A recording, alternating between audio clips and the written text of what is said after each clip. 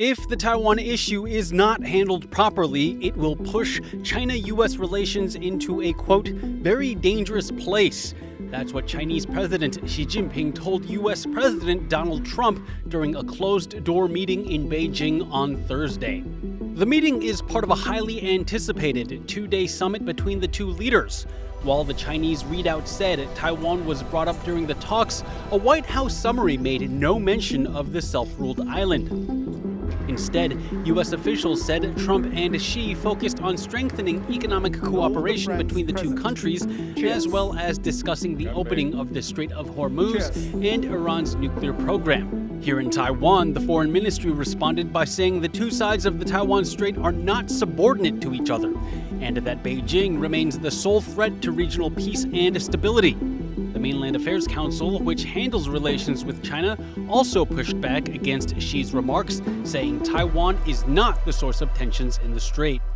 如果维护台海和平稳定是中美双方最大公约数的话，那中共方面它就应该要约束自己的这个军事恫吓的行为。真正造成台海和平会触发危险的是这样的军机间扰台，而不是台湾人民想要维持自己生活方式的努力。 Analysts say the fact that Beijing included the Taiwan issue in its readout while Washington didn't is not unusual. Yeah, so China making it such a big deal is expected, so it's no surprise that the readout focuses on Taiwan. At the same time, Trump has been very measured and controlled on how much he talks about Taiwan.